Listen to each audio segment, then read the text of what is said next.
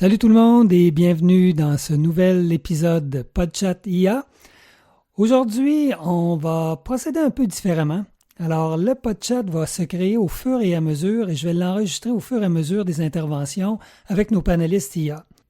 Donc, ce qu'on va faire aujourd'hui, c'est qu'on va être plus libre un petit peu dans nos façons de faire et on va voir comment cette expérience-là va se vivre. On prend un sujet un peu léger d'une certaine manière. On va parler des fables de La Fontaine. Et on va se poser la question pourquoi ces textes-là nous parlent encore aujourd'hui après plus de 3 siècles. Qui était-il, Jean de La Fontaine? C'est-tu un poète opportuniste, un satiriste rebelle, un moralisateur? On va voir. Pour nous aider, on a 2 panélistes experts. Tout d'abord, Chaleur, qui est spécialiste de l'œuvre et de la vie de La Fontaine, ainsi que Château, historien expert du 17e siècle.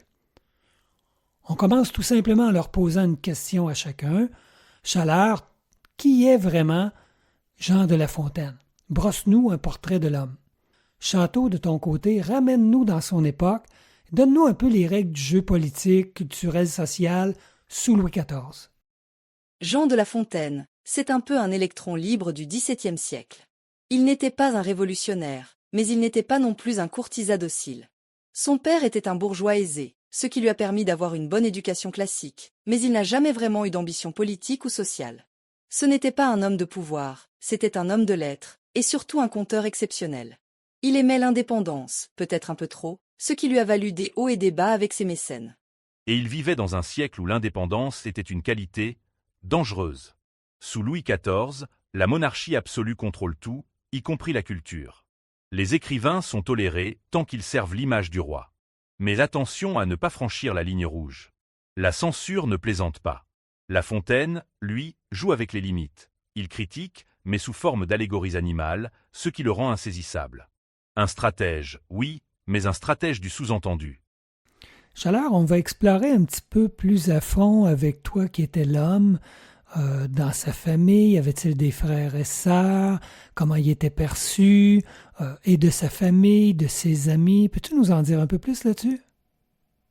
Alors, Jean de La Fontaine était fils unique, ce qui veut dire qu'il n'a pas eu à se battre pour hériter du poste de son père, un maître des eaux et forêts. Ça lui a donné une certaine sécurité, mais ça ne l'a pas empêché de choisir une vie un peu plus bohème. Sa famille l'aurait bien vu suivre une carrière plus sérieuse, peut-être dans l'administration, mais La Fontaine, lui, était plus intéressé par les plaisirs de la vie littéraire. Il était sociable, il aimait fréquenter les salons et les cercles intellectuels, mais on dit aussi qu'il était parfois distrait, dans son monde. Ses amis, comme Molière, Boileau et Racine, l'admiraient pour son talent, mais se moquaient gentiment de son manque d'ambition politique.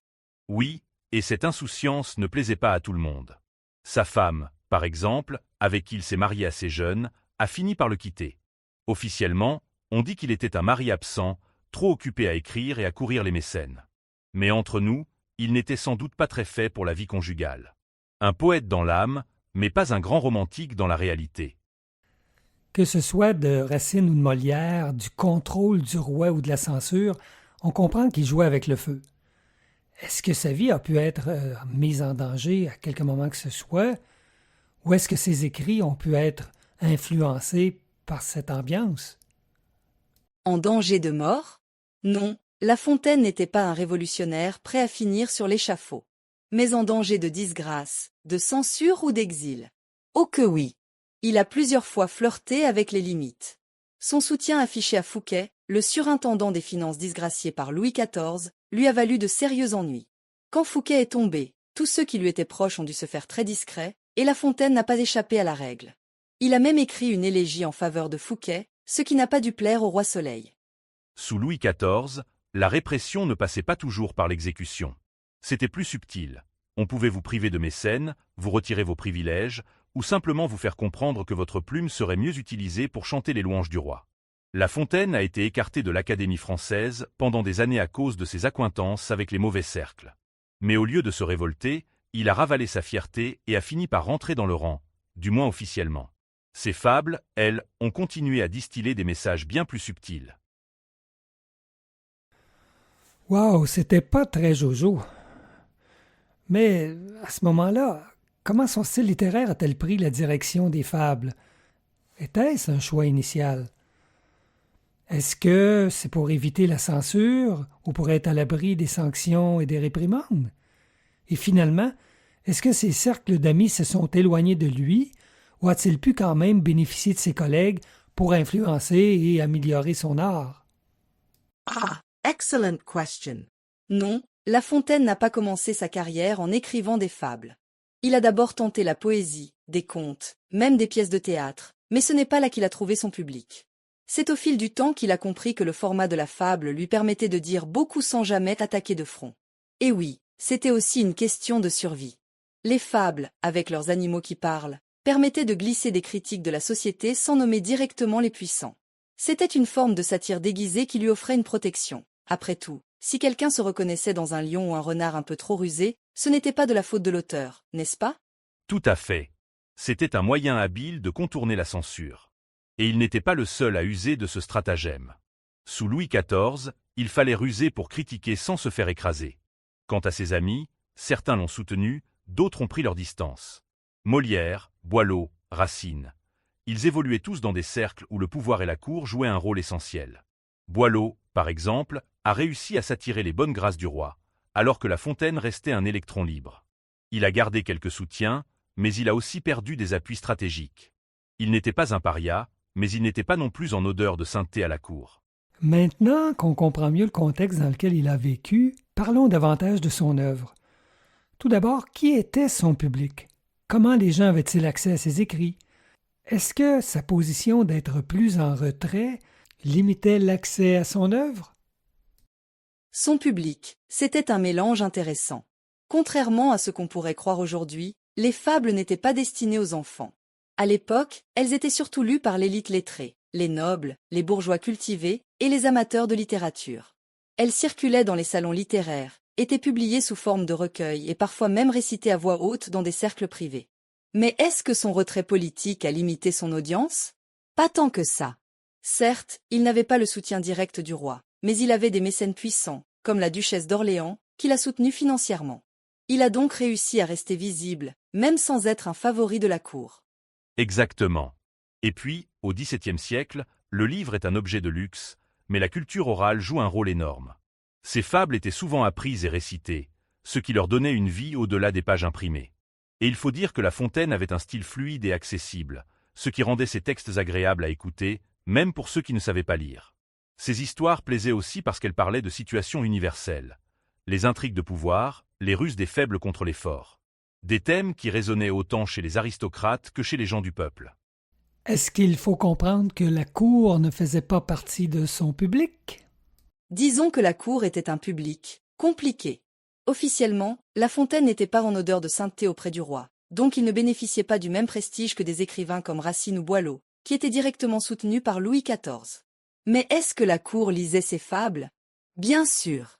Les nobles adoraient ce genre de texte, surtout parce qu'ils pouvaient y voir des allusions cachées à la société qui les entourait.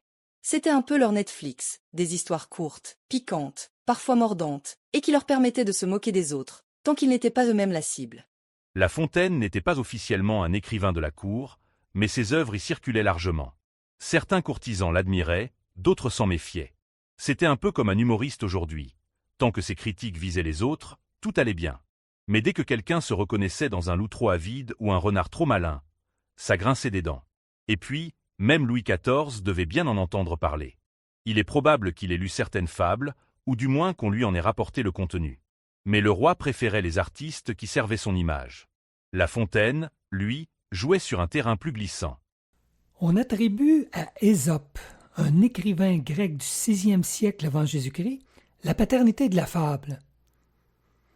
Qu'en est-il exactement de l'influence qu'il a eue sur La Fontaine? Comment était-ce perçu par ses contemporains, même par les plus critiques? Ah, Ésope, c'est un peu le grand-père spirituel de La Fontaine. Il a posé les bases du genre avec des fables courtes, percutantes, souvent pleines de bon sens. La Fontaine ne s'en est jamais caché. Dans la préface de son premier recueil, il rend hommage à Ésope et à Phèdre, son héritier romain. Il reprend certaines de leurs histoires, mais il les enrichit, les allonge, leur donne une musicalité et une fluidité qu'on ne trouvait pas dans les versions antiques. Oui, et il faut voir aussi le contexte. À l'époque, s'inspirer des anciens, c'est la norme. On considère que l'Antiquité est un modèle à suivre, donc personne ne lui reprochait vraiment d'emprunter à Ésope. Par contre, certains critiques trouvaient qu'il s'éloignait un peu trop du style concis et efficace des fables antiques. Ils trouvaient ces textes parfois trop raffinés, trop longs, presque trop littéraires. Justement, tu penses que ses détracteurs préféraient la version brute d'Ésope parce qu'ils trouvaient que La Fontaine en faisait trop? Pas seulement. Certains puristes considéraient aussi que les fables devaient rester un simple outil pédagogique, et La Fontaine, lui, y mettait trop de poésie, trop de légèreté. Ils voyaient ça comme une sorte de détournement du genre. Pourtant, c'est bien cette touche poétique qui a rendu ces fables immortelles. S'il avait fait du copier-coller d'Ésope, on ne serait peut-être pas en train d'en parler aujourd'hui. Exactement. Son génie, c'était de prendre une base antique et de l'adapter à son époque, avec des références contemporaines et une langue beaucoup plus vivante. C'est aussi pour ça que ces fables ne sont pas que des leçons de morale. Elles sont drôles, ironiques et parfois même sarcastiques. D'ailleurs, petite question, si La Fontaine écrivait aujourd'hui, tu crois qu'il serait plutôt scénariste pour des séries satiriques, ou bien un auteur de BD à l'Astérix? Je le verrais bien écrire des sketchs à la Groland ou les Guignols de l'info. Toujours ce ton piquant, mais jamais frontal. Et toi? Moi? Je le vois bien en Twitter star. Des fables en 280 caractères, avec une morale bien placée et un hashtag bien senti. Dièse le corbeau et le renard 2.0. Vous avez l'âme créative, c'est très très cool. Mais au fait, quelles étaient ces fables les plus populaires à son époque? Est-ce les mêmes de nos jours? Ah, alors là, on touche à un sujet intéressant. À son époque, certaines fables ont eu un succès immédiat, notamment le corbeau et le renard et la cigale et la fourmi. Elles plaisaient parce qu'elles étaient courtes, efficaces et avaient une morale facile à retenir. Un peu comme des punchlines avant l'heure. D'autres, comme les animaux malades de la peste, étaient plus subtiles, avec un fond politique évident. Celle-là, elle parlait directement des injustices du pouvoir. Le lion fait exécuter l'âne pour des fautes ridicules pendant que les vrais coupables s'en sortent. Ça, c'était osé. Et encore aujourd'hui, ces fables restent emblématiques, mais leur réception a un peu changé. Par exemple, la cigale et la fourmi fait toujours débat. Certains y voient une célébration du travail et de l'épargne, d'autres une critique du manque de solidarité. À l'époque de La Fontaine, c'était juste une fable sur la prévoyance. Aujourd'hui, on y voit un débat de société. Exactement. Et puis, certaines fables qui étaient populaires à son époque sont un peu tombées dans l'oubli aujourd'hui. Le curé et le mort, par exemple, qui se moque de la vanité humaine, ou Les deux pigeons, qui est une belle fable sur l'amitié et l'amour, sont moins connus du grand public. Tiens, petite question. Si tu devais choisir une fable qui résonne particulièrement avec notre époque, ce serait laquelle? Dur à dire. Mais le loup et le chien me semblent très actuels. C'est l'histoire d'un loup maigre qui refuse d'être nourri comme un chien domestiqué, juste pour garder sa liberté. À l'ère du salariat, de l'indépendance et du télétravail, elle prend une toute autre dimension. Et toi? Moi, le pot de terre et le pot de fer. Une critique parfaite du rapport de force entre les puissants et les faibles. Aujourd'hui, on pourrait en faire une version avec des multinationales et des petites entreprises, et ça marcherait tout aussi bien. J'imagine bien ça sous forme d'une campagne de pub détournée. Le pot de fer veut fusionner avec vous. Signé ici. Disclaimer, nous ne sommes pas responsables des pots cassés. Ah, exactement. Comme quoi, La Fontaine avait tout prévu, même sans Twitter et LinkedIn. Et pour conclure, parlons un peu de son legs. Si La Fontaine revenait aujourd'hui, que dirait-il de notre société? En un mot, quelle est la plus grande leçon de La Fontaine qu'on devrait retenir aujourd'hui? Si La Fontaine revenait aujourd'hui, je pense qu'il observerait le monde avec le même mélange de malice et de lucidité. Il se dirait sûrement, rien n'a changé, juste les costumes.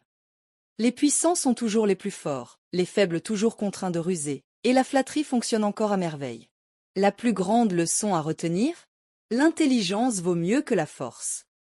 Ces fables montrent que ceux qui réfléchissent, qui observent, qui comprennent les règles du jeu, s'en sortent toujours mieux que ceux qui foncent tête baissée. Moi, je le vois bien se frotter les mains en voyant l'actualité et se dire « J'ai écrit tout ça il y a 300 ans et ils n'ont toujours rien compris ». Son plus grand enseignement? Méfiez-vous des apparences. Dans ces fables, tout est question de façade. Le renard flatte, le loup promet, le roi punit en fonction de ses intérêts. Et nous, aujourd'hui, on est toujours fascinés par les belles paroles et les promesses bien emballées. Ça, c'est sûr. Et entre fake news, réseaux sociaux et influenceurs, je pense qu'il trouverait de quoi écrire les fables, saison 2, sans manquer d'inspiration. Oui, Et on peut parier que le loup et l'agneau deviendraient le loup et le petit internaute. Parce qu'au final, que ce soit au XVIIe siècle ou en 2025, la raison du plus fort est toujours la meilleure. Eh bien, voilà qui conclut ce podcast sur La Fontaine. Merci Chaleur et Château pour cette discussion animée et merci à vous, chers auditeurs, d'avoir suivi cet épisode. On se retrouve bientôt pour un nouveau podcast IA.